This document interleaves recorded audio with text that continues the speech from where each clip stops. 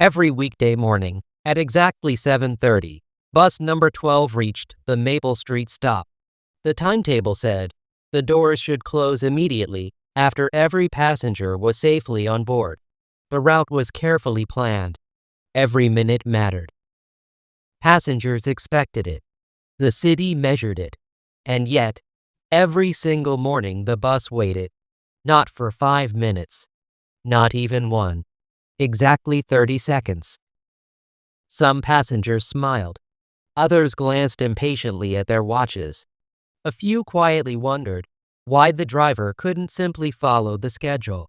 After all, rules were rules, weren't they?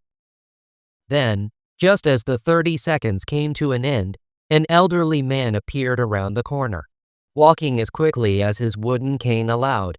The bus doors remained open. The driver smiled. "Good morning, Harold." Harold caught his breath. "Morning, Walter." The doors closed. The bus pulled away, exactly 30 seconds after the scheduled departure, just as it had almost every weekday for the last 2 years. Nobody aboard bus number 12 knew what had happened only moments earlier. A little girl had climbed onto her yellow school bus. She had waved enthusiastically through the window. Her grandfather had waited until the bus disappeared safely around the corner. Only then had he turned and hurried toward the bus stop on Maple Street, as quickly as 82-year-old legs would carry him. Walter never asked Harold to explain. He already knew. Some moments were worth 30 seconds. One Monday morning, a formal complaint arrived at the transit office. By Friday, there were 4. The reports all said the same thing. Driver consistently leaves Maple Street 30 seconds late. The operations department opened an investigation, because sometimes the smallest delay raises the biggest questions. Walter Hayes had been driving buses for 35 years. In all that time, he had never received a serious complaint. No preventable accidents. No safety violations. No missed inspections. His record was almost impossible to improve. Yet every morning he knowingly ignored one instruction: the departure time at Maple Street. He didn't ignore it carelessly. Quite the opposite. He knew the timetable by heart. He could have recited every stop from memory, but he believed that a timetable should serve people, not the other way around. At 6:45, Walter began every shift exactly the same way. He walked once around the bus, checked the tires, the lights, the mirrors, tested the wheelchair ramp, then climbed into the driver's seat. After everything was ready, he would take a small folded photograph from his wallet.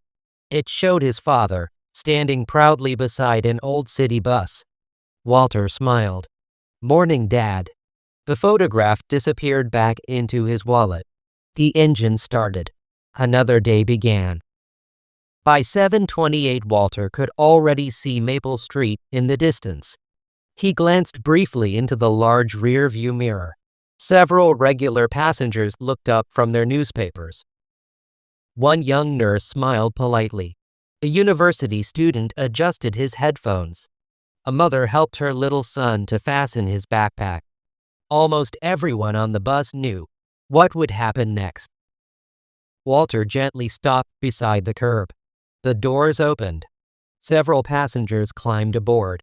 During the previous month, the new Maple Heights neighborhood had finally opened. Since then, more people had begun using bus number 12 every morning. Everyone was aboard already. Several unfamiliar faces looked curiously toward the driver. No one else appeared. Walter looked once toward the corner of Oak Avenue, then quietly rested both hands on the steering wheel. He waited. 5 seconds. 10. 15. No one aboard complained. This happened every morning. Most passengers had long ago accepted that it was part of the journey. Some had even stopped, checking their watches. Then, at almost exactly the same moment every weekday, Harold appeared. walking briskly with his cane, one hand holding his hat against the morning breeze, the other gripping the polished wooden handle. Walter smiled. "Good morning." Harold smiled back. Emma got full marks in spelling. Walter's face brightened. "Did she?" Harold nodded proudly. "She wanted to tell me before her school bus came." Walter chuckled. "Sounds like 30 seconds well spent." Laughter rippled gently through the front of the bus. Even the young nurse smiled. Harold took his usual seat near the front. Walter quietly closed the doors, then eased the bus back into traffic. Exactly 30 seconds after the scheduled departure. Not a second more. Not a second less. Across town, Rebecca Collins was reading the latest performance report. One route immediately caught her attention. Route 12. On-time performance. Excellent. Except one stop. Maple Street. Average delay. 30 seconds. Every weekday. Precisely. Without exception. Rebecca frowned. 30 seconds wasn't an accident. It was a decision. She looked toward the office window, then closed the report. "I think I'll ride Route 12 tomorrow."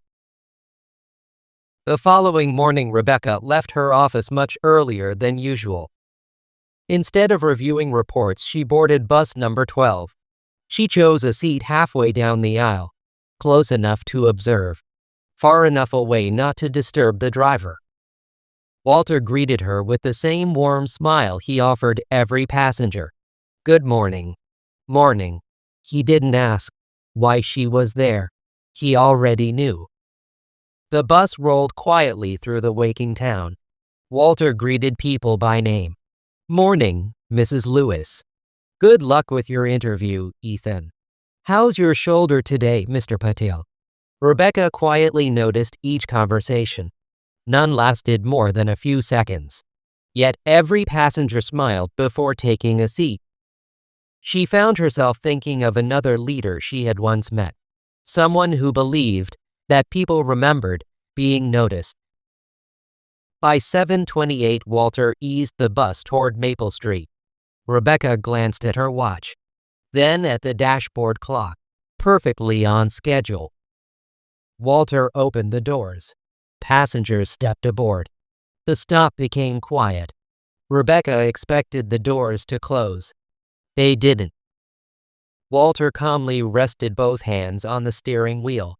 He looked toward the corner, where Oak Avenue met Maple Street. Waiting. Rebecca made a note. 7:30. Bus stationary. Then she looked up. An elderly man appeared around the corner, walking briskly with his cane. Not wandering, not distracted. Purposeful. Trying. Walter smiled. "Good morning, Harold." Harold caught his breath. "Morning." Walter glanced toward the street behind Harold. "The school bus on time today?" Harold smiled. "Almost to the second." Walter nodded. "I saw it." Rebecca looked through the windscreen. Far down Oak Avenue, she could see the little yellow school bus disappearing around the bend. Only now did Walter close the doors. The bus pulled away. Rebecca wrote another note, then stopped. Instead, she looked out of the window. The whole thing had lasted barely half a minute. At the end of the route, she approached Walter. "I'd like you to leave Maple Street exactly on time tomorrow." Walter nodded immediately. "Of course." She was almost surprised. "No discussion?" Walter smiled gently. "You've asked me to follow the timetable. That's your job." She nodded. "And yours." Walter smiled. "Yes." No complaint. No argument. Only quiet agreement. The next morning, Rebecca stood on the opposite side of Maple Street. She wanted to observe without being on the bus. Bus number 12 arrived. Exactly on time. Walter opened the doors. Passengers boarded. He looked once toward Oak Avenue. Then, for the first time in 2 years, He gently closed the doors. The bus pulled away. Exactly at 7:30. 30 seconds later, Harold appeared. He stopped, looked toward the empty road. For a long moment he simply stood there. His shoulders dropped. Not in anger. Only quiet disappointment. He looked at his watch. The next bus would arrive almost 20 minutes later. Rebecca watched him. She expected him to turn around. He didn't. He quietly sat down on the bench, folded his hands over the handle of his cane, and waited. Something about the scene troubled her. Not because Harold blamed anyone. He didn't. He simply accepted it, almost as though disappointing mornings were something life had taught him to expect. Rebecca crossed the street. "Good morning." Harold looked up. "Morning. I'm Rebecca Collins." He smiled politely. "The new operations manager." She nodded. "I hope you don't mind me asking, where are you traveling today?" Harold smiled. "The same place I go every day." "And where is that?" He looked down the road where the bus had disappeared. "I'm visiting my wife." Rebecca waited quietly. He continued. "She has Alzheimer's." A gentle pause. "She doesn't always remember my name." His smile remained. "But she usually remembers breakfast." Rebecca felt her throat tighten. "I try to arrive before they clear the trays." He looked once more toward the empty road. "I'll probably miss it today." Neither of them spoke. The morning traffic passed quietly. Finally, Harold smiled. "It isn't Walter's fault. He was only following the timetable." He didn't complain. He didn't shake his head. He simply waited. Rebecca sat down beside him. "I'm sorry." Harold smiled kindly. "For what?" "I asked Walter to leave exactly on time." Harold nodded slowly. "I thought you might have." She looked surprised. "You did?" He smiled. "Walter has never missed me before." A gentle pause. When something changes, there's usually a reason. For a few moments they watched the morning traffic together. Finally, Rebecca asked, "May I ask you something?" "Of course." "Why don't you catch an earlier school bus with Emma?" Harold smiled. "There isn't one." Rebecca frowned slightly. "No?" He gently shook his head. "The school district changed the routes 2 years ago. Emma's bus now comes at 7:27.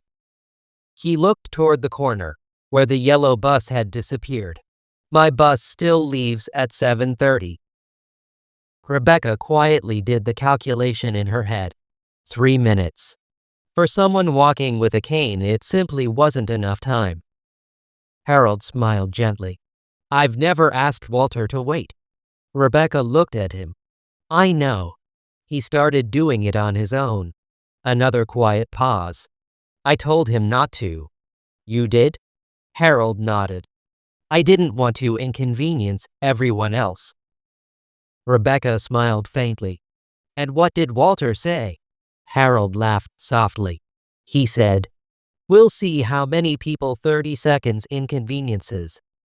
Rebecca couldn't help smiling. "That sounds like him." Harold nodded. "It does." Just then a city bus turned the corner. Not Walter's. The next service. Harold slowly stood. Before boarding, he looked back at Rebecca. "I hope you don't think badly of Walter." She shook her head immediately. "No." A small pause. "I think I'm beginning to understand him." Harold smiled. Rebecca didn't return to the office immediately. Instead, she drove to Rosewood Care Home, the address Harold had quietly mentioned. She introduced herself at the reception desk. "I'm looking for Margaret Benson." The receptionist smiled warmly. "Harold's wife?" Rebecca nodded. "He's usually here by 8.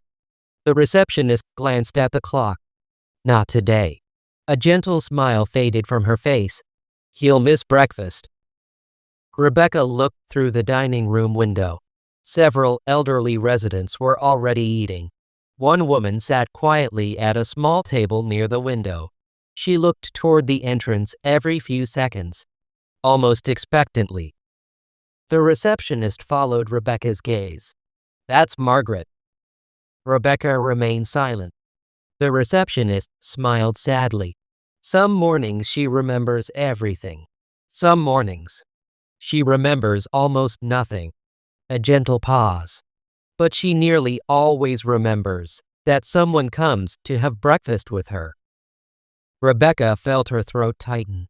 When Harold arrives, what happens? The receptionist smiled.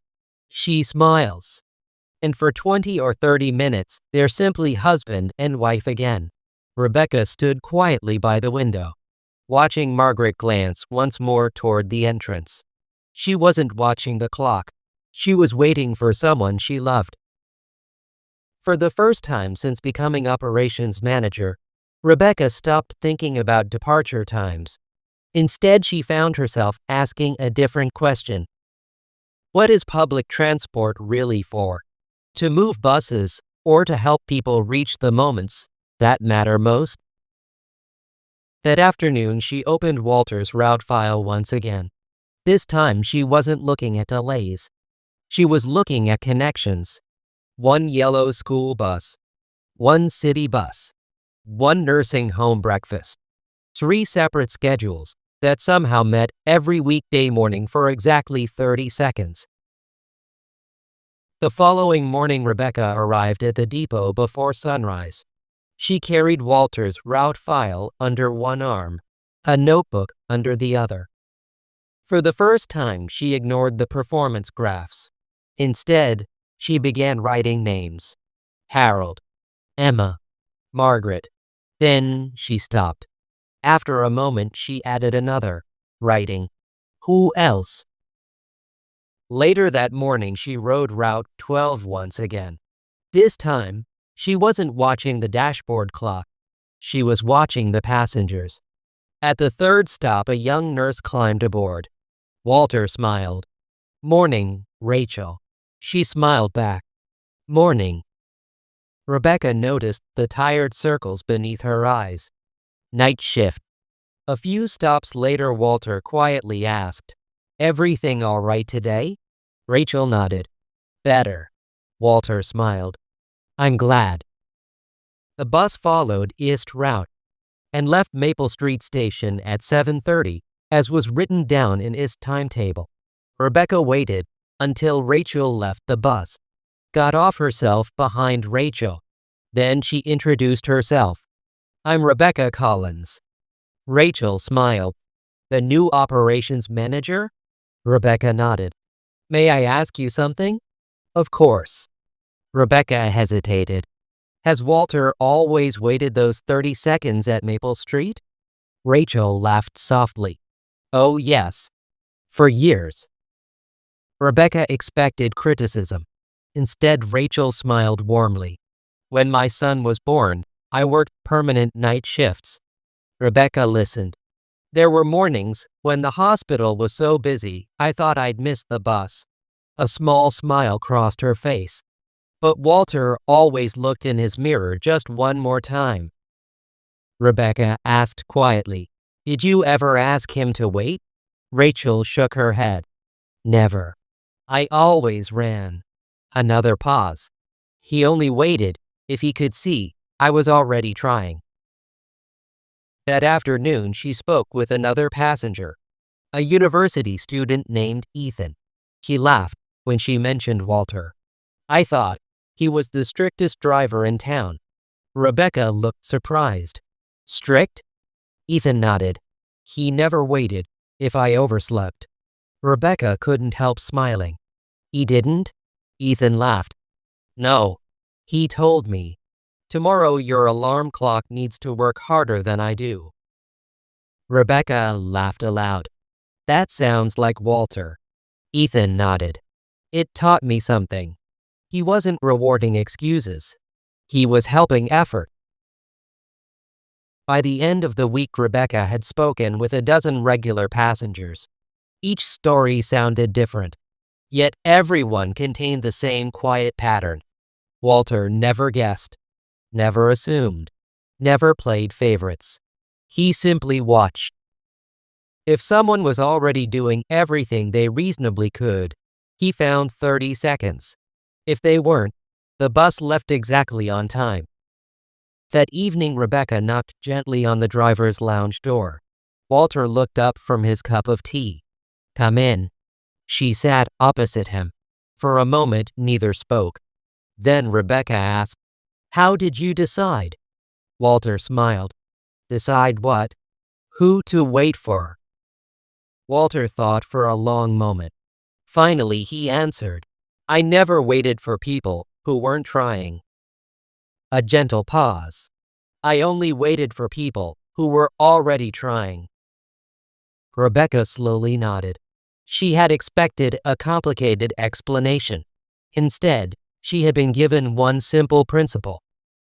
Walter took another sip of tea, then quietly added, "You know." Rebecca looked up. When people are doing their best already, the last thing they need is the system making life harder.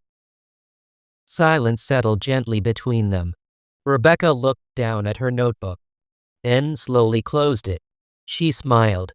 "I think I've been measuring the wrong thing." Walter smiled back. He didn't ask what she meant. The following Monday morning, Walter arrived at the depot a little before 6. As always, he walked once around his bus, checked the tires, the mirrors, the lights, the wheelchair ramp. Everything was in order. Inside the driver's lounge, a stack of freshly printed timetables waited to be distributed. Walter picked one up without much thought. He glanced casually at Route 12, then stopped. He looked again. His eyes rested on one line. Maple Street, departure, 7:30, and 30 seconds. Walter smiled, almost imperceptibly. He quietly folded the timetable, placed it in his shirt pocket, then walked toward Rebecca's office. Her door was open. She was studying next month's schedules. Walter knocked gently. "You wanted to see me?" Rebecca looked up. "No." Walter smiled. "I think you did." He unfolded the timetable and pointed silently at Maple Street. Rebecca smiled. "I checked something." Walter waited. She continued. "For the last days, I watched. I listened. I asked questions." A small pause. "And I discovered you were never 30 seconds late." Rebecca held up the new timetable. The timetable was 30 seconds early. A gentle smile crossed her face. "Now the timetable is exactly on time." For a long moment, neither of them spoke. Finally, Walter folded the timetable once more. "Thank you." Rebecca smiled. "For what?" Walter placed the schedule carefully back into his pocket. "For trusting 30 seconds." Rebecca looked thoughtfully out of the office window. "No." She shook her head gently. "For trusting what those 30 seconds were doing." Walter smiled. That morning, bus number 12 reached Maple Street exactly as always. The doors opened. Passengers climbed aboard. Several of the new Maple Heights commuters glanced at their watches, then toward the corner of Oak Avenue. 30 seconds later, Harold appeared, walking briskly with his cane. Walter smiled. "Good morning." Harold stepped aboard, then paused. He looked at the new timetable posted beside the driver's seat. He blinked. "You didn't." Walter grinned. "I didn't." Harold looked puzzled. Walter nodded toward the operations office printed at the bottom of the schedule. "She did." Harold smiled quietly, then found his usual seat. As the bus pulled away, he looked through the window. Far behind them, the little yellow school bus disappeared around the corner. He smiled to himself. Everything was exactly as it should be. A young man sitting nearby leaned forward. "Excuse me." Were you the gentleman everyone was waiting for? Harold chuckled. I certainly hope not. Walter answered before Harold could continue. We weren't waiting for Harold. The young man looked confused. Walter smiled into the mirror. We were waiting for what mattered to him. The bus became quiet. Even the new passengers seemed to understand. Several months later, Rebecca welcomed a newly hired driver named Daniel. She handed him the Route 12 schedule. He studied it carefully, then frowned. Maple Street. Why does this stop have an extra 30 seconds? Rebecca smiled. Come with me tomorrow. The next morning, Daniel sat behind Walter, watching, learning. At exactly 7:30, the bus stopped. The doors opened, then remained open. Walter quietly looked toward Oak Avenue. The little yellow school bus drove away. 30 seconds later, Harold appeared, exactly as he always did. Daniel looked puzzled. So, that's why we waited. Walter smiled. Partly. After the route had finished, Daniel asked Rebecca, couldn't we simply tell Harold to arrive earlier? Rebecca smiled. I wondered the same thing. She handed Daniel a small folder. Inside were 4 short notes. One from the nursing home, one from the local school, one from the transit planning office, one from Walter. Daniel looked up. Rebecca smiled. Leadership isn't always about asking people to adapt. A gentle pause. Sometimes it's about noticing when the system can. That evening, Walter parked bus number 12 for the last time before his annual vacation. He switched off the engine, collected his bag, then paused for a moment before leaving. He looked once more through the windscreen, toward the direction where he knew Maple Street was and Oak Avenue, toward the place where 2 bus routes and 3 generations quietly met every morning. He smiled, not because he had changed anything, because someone else now understood why it mattered. As he stepped off the bus, Rebecca called after him. Walter. He turned. She smiled warmly. I've been thinking. About what? She held up the timetable. I used to believe our job was to keep buses moving. Walter listened quietly. She smiled. Now I think our job is to help life keep moving. Walter's eyes softened. He nodded once. I couldn't have written a better timetable myself. The next morning, bus number 12 stopped at Maple Street. The doors opened. 30 quiet seconds passed. A little yellow school bus disappeared around the corner. Harold appeared and boarded the bus. Noticed Daniel instead of Walter. For just a fraction of a second, he hesitated. Daniel smiled warmly. Good morning. Rebecca and Walter told me 30 seconds are part of this route. Harold smiles, then simply says, Morning. The doors closed. The bus continued its journey. Exactly on time.